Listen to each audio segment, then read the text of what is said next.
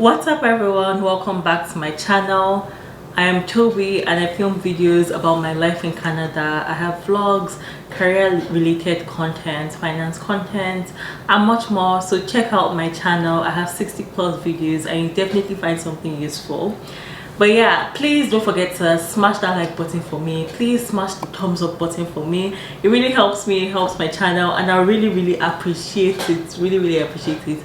Please don't forget to smash that subscribe button. Hit that subscribe button if you aren't subscribed already. If you're subscribed, I really appreciate you.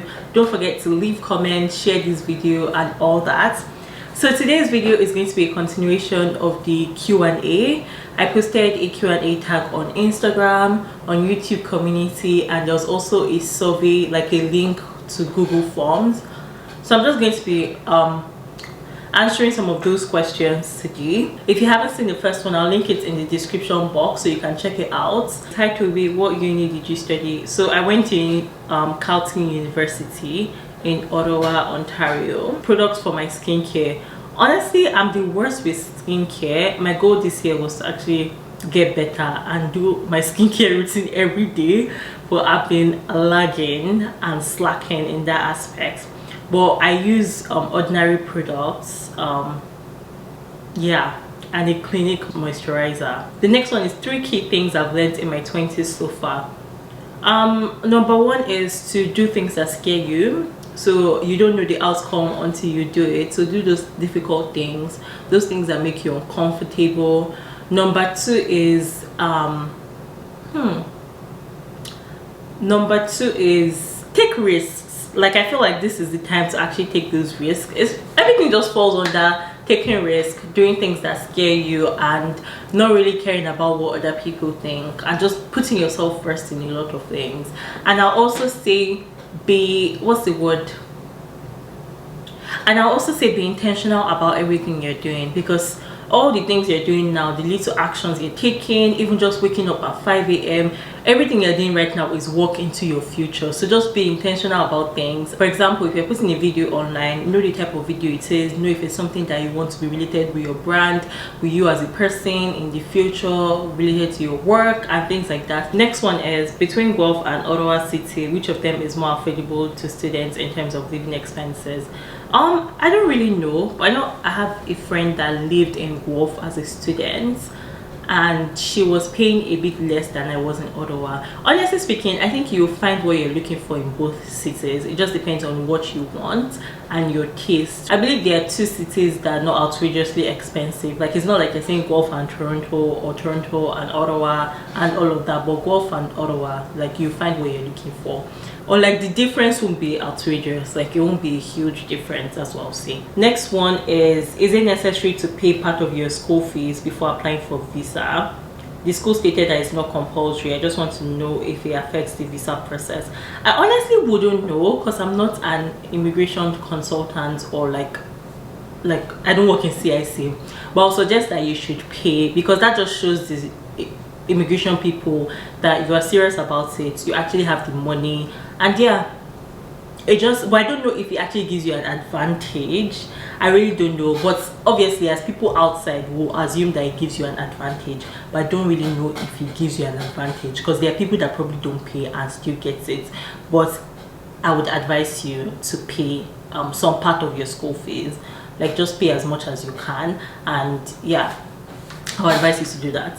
And also confirm with your school the refund process, just so you're aware, just in case you don't get the visa, just so you're aware of the refund process and maybe how long it will take and all of that.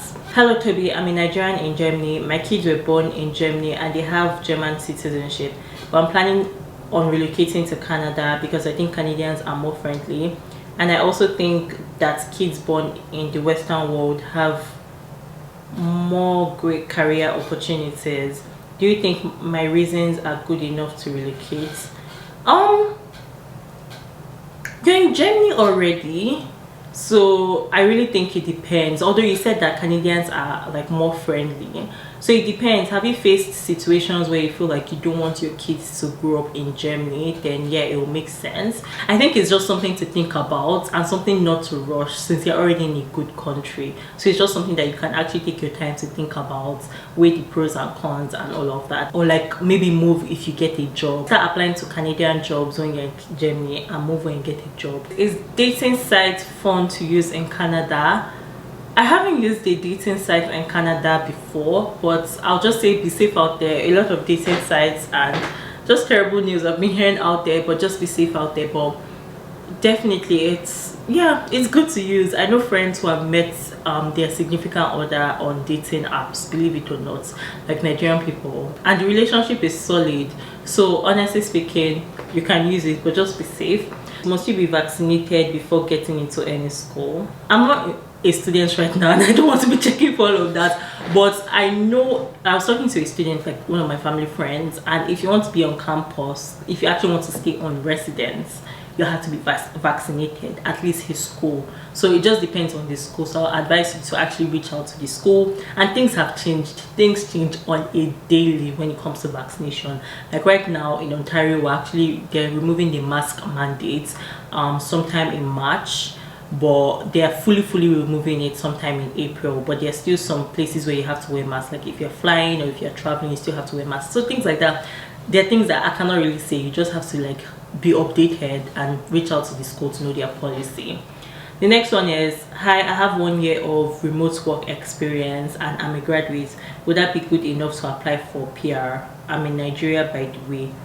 Yeah, you can apply for PR as long as it meets their requirements. You have 1 year work experience, and if that work experience is under a qualified NOC, then you can apply. It doesn't matter if it's remote or not, as long as you have work experience, because 2022 2021 almost everybody was working remotely.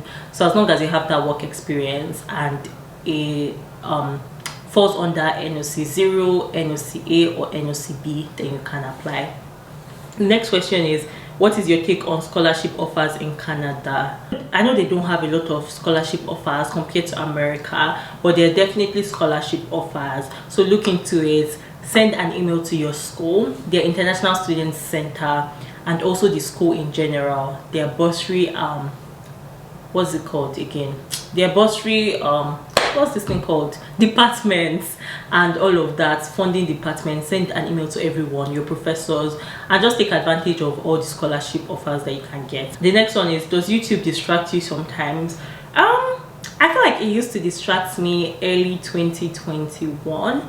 Then I actually laid down my priorities, like, okay, this is my first priority, my second priority, my third priority, and all of that.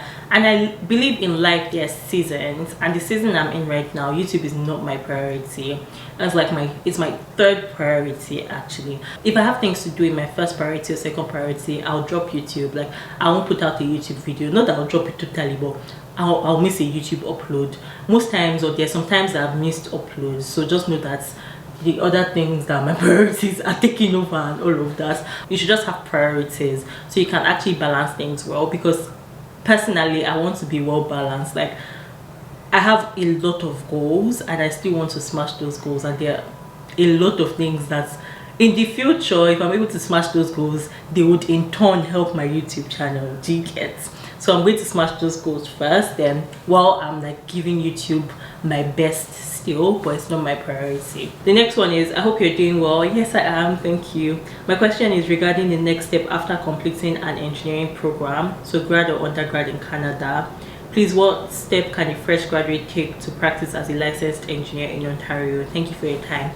Yeah, so after you graduate from engineering, after you graduate from an engineering program, you should register with Professional Engineers of Ontario. You said Ontario, because one thing about the licensing body is that it's different in different, they have different licensing bodies in the different provinces, and you said Ontario, so register with Professional Engineers Ontario. You can just go on their site and there's actually a link to register, so fill that in, register to be an engineer in training. So you can actually register to be an engineer in training. It's actually not compulsory, but it would be good to actually register to be an engineer in training. And I would advise you to take your licensing exam ASAP. I know it doesn't really count, or you don't really need it until you have 4 years of experience, because when you have 4 years experience, that's when you can actually apply to be a professional engineer, and you also need the licensing exam. You also need to pass it and some other things. But don't wait till that time, write it immediately. I wrote mine like, I think 3 months after graduating. It was my mentor that advised me, and it makes sense because you're still a student, or you still have that student energy. You'll be able to read, pass things, and most times your last year you do a course related to engineering practice under the engineering body, licensing bodies. Next one is, how long did your visa take to get approved from the day you paid to the day you got it? I'm assuming this person is talking about like my student visa, like my visa in Canada. I don't know whether the person is talking about renewing it or like my fresh, when I applied to come to Canada. I think it's later, like when I applied to come to Canada. I won't be able to answer this because when I did my visa, I was like 15, 16, and it was my parents that were doing it for me. I was even in boarding school. The only thing I knew was that, oh, they'll come and pick me up sometimes, maybe for biometrics or like for the medical, they'll pick me up from school. And for me, I was just happy that I was leaving school. You know, when you're in boarding school, it's just stressful. So you're just happy when you have at least a day off or 2 days to leave school and go and do something outside. So I didn't really know the process. I was just like, my parents come and pick me, I'll go, come back. I didn't really know the process, so I can't really say. And yeah, also, yeah, the person said, how long did it take to get approved? Also, that was a long time ago. Things have changed totally, especially since 2020. Things have changed. But you can go to canada.ca and you see their actual approval, like they have the processing time, the average and all of that, what to expect on their site. The next one is, hello Tobi, hope you're well and good. I am, thank you. I wanted to ask if it's possible to do masters with a 2-2 from Nigeria. I think you just need to research and check the universities. You can go to a college. That's another option. The next one, I don't have any question, Tobi. I love the delivery of your content. They're always top-notch and relevant. Thank you. I really appreciate this. I just try to make sure every video has value. Like even my vlogs, I just try to make sure there's just something like a key takeaway for people. It's just like what I said, how I've learned to be intentional about everything. Yeah, keep up the good work. Thank you. Also, you're beautiful and smart to keep sparkling. Thank you so much. Thank you. The next one, hi Tobi, I want your advice on what to do regarding transitioning career. I just finished with a degree in animal science and I want to transition to business analysis. How possible is that? Will I be able to do a program with my degree, like going back to school with my degree? How do I go about switching? That's a good question. When you're transitioning careers, there's sometimes where you don't have to go back to school to get a degree. And nowadays, because a lot of people transition careers, there are boot camps for it. There are programs that are not necessarily, like, that don't necessarily mean you have to go back to school for. So you definitely, I feel like you check, if you check online, there are definitely certificate programs, there are boot camps and all of that for business analysis. I know a lot of people that are trying to look to go into business analysis. So check online, there are boot camps and certificate programs that you can do. And this is where you have to like network a lot, go on LinkedIn, post about it, try and look for like transferable skills. I don't know if you did internships or not, but if you did internships, then look for transferable skills in business analysis. Do side projects that would actually pump those business analysis skills. Start networking a business analyst. Like, just go on LinkedIn, check business analysts on LinkedIn and start talking to them, and they'll tell you key things to do. They'll tell you relevant certificate courses to do. Sometimes people just take certificate courses and some of them may not be relevant. So I'll just advise you to actually go on LinkedIn, look for business analysts. The next one is, which of the Faculty of Education courses are in demand in Canada? I honestly do not know this. I don't even know the Faculty of Education courses off the top of my head, but I think if you check on Google, you definitely be able to find something. I honestly don't know. Or maybe ask your school.